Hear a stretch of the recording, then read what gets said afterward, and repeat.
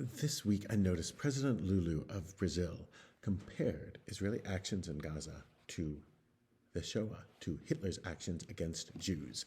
This sort of framing, where Hamas is eliminated from the picture, is a bigoted view that really conjures up some of the worst anti-Semitic stereotypes out there. The idea that you can discuss the war between Israel and Hamas without discussing Hamas at all is it has no basis in reality. This week in the Torah, we read about the command to keep a fire burning, the Ner Tamid, what's represented actually in most synagogues. You have this is an oddly shaped one, a light continuously burning in the shul. And the idea is partly to remind us that God is continuously present, but also like there's a metaphor of enlightenment, of knowledge, of not living in darkness.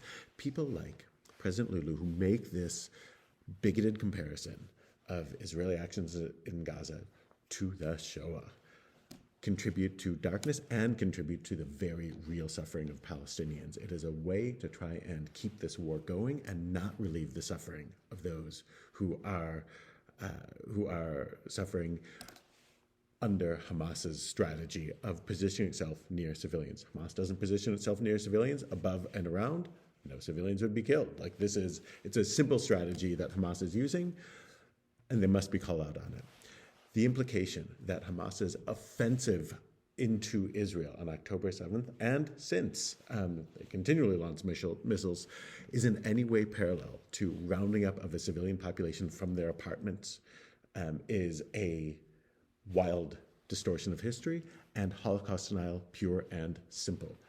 Because the implication is that somehow Israel's action in Gaza, which are prompted by Hamas attacks, are in any way similar to what went on in the Shoah, is Nazi propaganda. The Nazis said that the Jews were a threat to Germany when that was an absolute, complete, and total fabrication. The idea that Hamas is a threat to Israel is not a fabrication.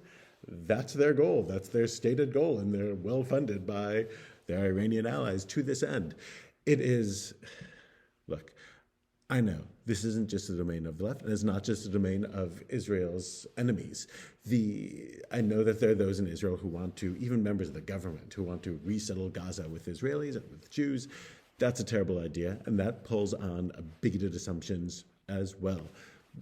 And Holocaust denial hits a very specific nerve, and it is very dispiriting to know that we're supposed to have lived in a more enlightened time, and there are those who want to drag us back into darkness. Relieving the suffering of those involved in this war is important. Part of how we get there is by not drawing false comparisons, not engaging in Holocaust denial, and in finding a way for hostages to be released and two people live side by side and not giving more power to those who wish to, as Hamas says it wishes to do, ethnically cleanse Israel and commit genocide. This is part of how we get there. Recognizing that two peoples have to live side by side and not empowering the worst elements within these societies. That's how we get to a lighter place. It's not easy, but we can't do it with false statements. Shabbat Shalom.